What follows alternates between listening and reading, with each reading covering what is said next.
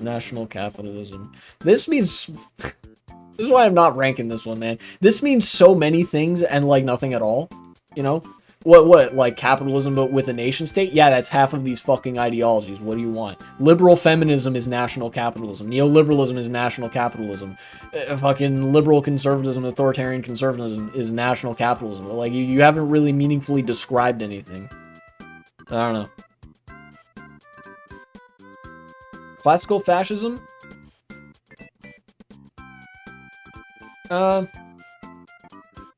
Yeah. Yeah, I think that belongs there. I think I've joked about Mussolini enough that people might have some idea as to my thoughts on him. There is undoubtedly a funny factor coming into play here. And I think classical fascism was not, like, it was not as harsh as the other forms of fascism in Germany and in Russia, so as to be, like, very anti-art. Soviet realism, I think, is one of the biggest marks against the Soviet Union, and is a very, like, there are some ways that you could have a similar aesthetic of art be something really cool, but the Soviet realism that depicted Stalin as though he was a monarch in those sort of just kind of bland realistic paintings is a mark against fascism as an anti-art ideology. You can also look at a lot of shit that the Nazis built, how ugly it was, how god-awful it looked. But then you look at Italian classical fascism, and, you know, they were all about, you know, the preserving the culture that did exist or whatever. And then you see the fucking Mussolini poster, yes, yes, yes, yes, yes, and it's like, okay. You know, a little goofier, a little funnier. Interestingly, Mussolini himself was, and I guess the ideology that he is most attributed with, not very racist. In fact, compared to Hitler, he was very anti-racist, because he was like, only the weak man focuses on the racial divide when we could be united under, like, the banner of nationality or something. Let me see if I can find that quote.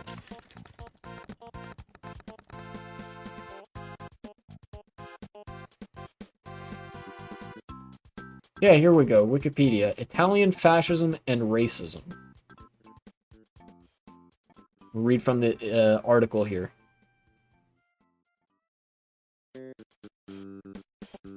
In an interview conducted in 1932 at the Palazzo di Venezia in Rome, he said, Mussolini, race?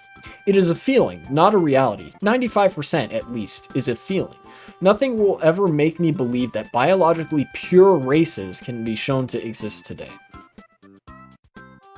By 1938, however, he began to actively support racist policies in the Italian fascist regimes, as evidenced by his endorsement of the Manifesto of Race, not rate, rate of return, rate of profit, whatever.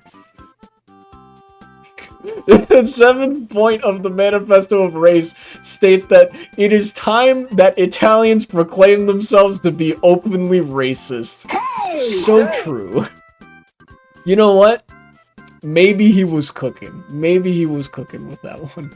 Italians should proclaim themselves to be racist. Holy shit, that is funny.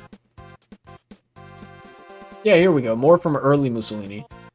Mussolini had initially rejected Nazi racism, especially the idea of a master race, as, quote, errant, nonsense, stupid, and idiotic. Nice. They probably went, there was probably a degree of, like, going along to get along. Although, of course, you know, it obviously bears mention that the willingness to do that is the reason that he's down here. Neoconservatives being authentically racist, him being, like, not actually racist, thinking racists are morons, but, like, fuck it, whatever. I want, you know, state power, and I want the state to promulgate its power, so I will work with the racists and say, you know what? All Italians should say that they are racist. You know?